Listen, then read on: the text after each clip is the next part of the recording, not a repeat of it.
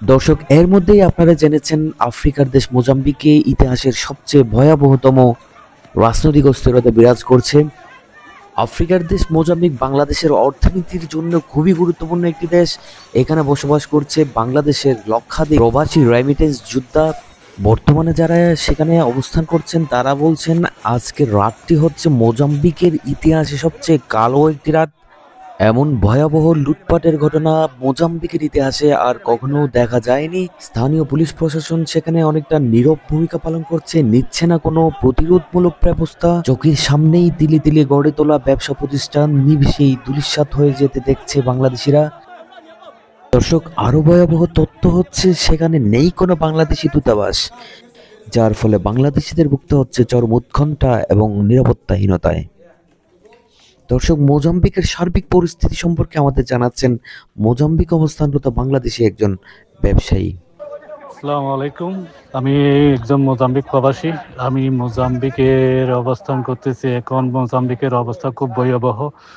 আজকে মোজাম্বিকের জাতীয় নির্বাচনের ফলাফল ঘোষণা করছে। ঘোষণা করার পর সাথে সাথেই বিরোধী দলে মোজাম্বিকে আন্দোলন ডাক দিয়ে যে লুটপাট শুরু করছে এটা বলার মতো না। বিশেষ করে বাঙালিদের ব্যবসা প্রতিষ্ঠান একদম শেষ করে দিচ্ছে, লুটপাট করে একদম নিমিষে শেষ করে 10 মিনিটেই 10-20 লাখ 50 লাখ টাকার মাল লুট করে নিয়ে যাচ্ছে। তো এখন বাঙালিদের এখন শোনার মতো কেউ নাই। মোজাম্বিকের প্রশাসন কোনো কাজ করতেছে না। পুলিশ প্রশাসন এখন থানায় অবস্থান করতেছে, কোথাও লুটপাট হচ্ছে ওখানে যাচ্ছে না। বলতে গেলে এখন বাঙালিদের আর কেউ দেখার মতো নাই। এখন খুবই কষ্টে আছে, খুবই একদম কালো। মোজাম্বিকে আজকে বাঙালিদের জন্য একটা কালো রাত, খুবই কষ্টে, মানে একদম আতঙ্কের মধ্যে দিন কাটাচ্ছে, রাত কাটাচ্ছে। এখন প্রায় ডিস্ট্রিক্টে সব জায়গায় বাঙালিদেরকে এখন নিঃস্ব করে দিচ্ছে। সব দোকান পাট এখন লুটপাট করতেছে, কোথাও একটা জায়গাও বাকি রাখতেছে না। সব জায়গায় এখন বলতে গেলে প্রত্যেক জায়গায় এখন বাঙালিরা নিঃস্ব হয়ে যাচ্ছে। প্রত্যেক জায়গায় প্রত্যেক সিটিতে এখন এই কালোরা লুটপাট করে নিয়ে যাচ্ছে।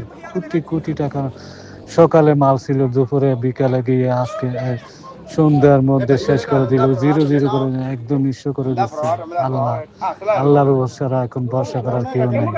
এখানে বাংলাদেশের কোনো সরকারিভাবে কোনো সাহায্য করার মতো কোনো ব্যবস্থা নাই। মোজাম্বিকের প্রশাসনিকভাবেও কেউ আমাদেরকে হেল্প করতেছে না। আমরা এখন মোজাম্বিক প্রবাসীরা খুবই অসহায় পড়ছি। প্লিজ